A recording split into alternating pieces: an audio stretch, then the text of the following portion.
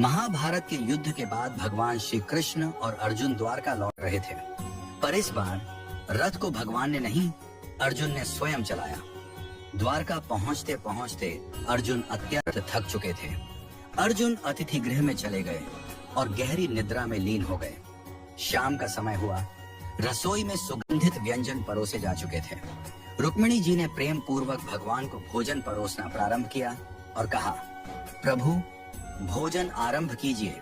भगवान श्री कृष्ण बोले, रुक्मिणी हमारे घर में अतिथि आए हुए हैं, हम अतिथि के बिना अन्न का एक कौर भी ग्रहण नहीं कर सकते। रुक्मिणी जी बोली, आप आरंभ कीजिए प्रभु, मैं अर्जुन को बुला लाती हूँ। रुक्मिणी जी जब अतिथि भवन पहुंची तो देखा अर्जुन गहरी निद्रा में थे, किंतु वह निद्रा भी साधारण नहीं थी। उनके रोम रोम से कृष्ण कृष्ण की ध्वनि प्रस्फुटित हो रही थी। उनके पूरे शरीर से ऐसा प्रतीत हो रहा था मानो हर कोशिका भगवान का नाम जप रही हो। रुक्मिणी जी उन्हें जगाना भूल गईं। उनके नेत्र नम हो गए। वह वहीं खड़ी हो गईं और मंद मंद स्वर में ताली बजाने लगी, जैसे किसी हरि कथा में प्रेम से भीगी भक्तिन हो। उधर भगवान श्री कृष्ण ने नारद जी से कहा, नारद देखो तो सही, भोग ठंडा हो रहा है, कोई अर्जुन को बुलाकर लाए भी या नहीं। नारद जी तुरंत वीणा लेकर अतिथि भवन पहुंचे। उन्होंने वहां का दृश्य देखा तो स्तब्ध रह गए।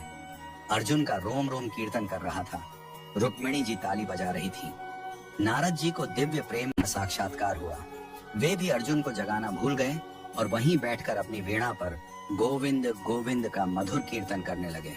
अब उधर सत्यभामा जी ने प्रभु से कहा, प्रभु भोग ठंडा हो रहा है, आप तो भोजन प्रारंभ करिए। भगवान बोले, हम अतिथि के बिना अन्न ग्रहण नहीं करते, अब तुम ही जाकर देखो क्या हो रहा है।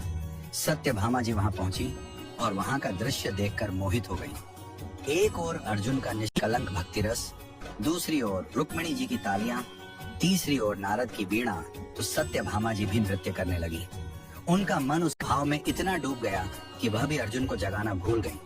उधर भगवान बोले, सब कहते हैं भोग ठंडा हो रहा है, पर कोई हमें बुलाने वाला नहीं। लगता है मुझे स्वयं चलकर देखना पड़ेगा कि वहाँ ऐसा क्या हो रहा है जिसमें सब हमें ही भूल गए हैं। भगवान श्री कृष्ण वहाँ पहुँचे और जो दृश्य देखा वह अद्भुत था। भगवान के नेत्र सजल हो गए, प्रेम के अश्रु उनके नेत्रों से बहने लगे। उन्होंने धीरे से आगे बढ़कर अर्जुन के चरणों को अपने करकमलों से दबाना शुरू किया। जैसे ही भगवान के अश्रु अर्जुन के चरणों पर गिरे, अर्जुन चौंक कर उठे।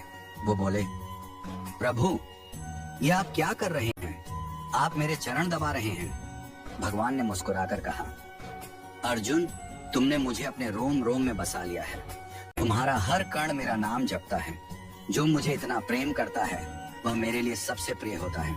जो भक्ति न दिखावे की हो न प्रयत्न की, जो भक्ति स्वाभाविक हो, जो भक्ति सांसों में बसी हो, जो प्रेम निराकार न होकर सजीव हो, वही प्रेम प्रभु को बांधता है।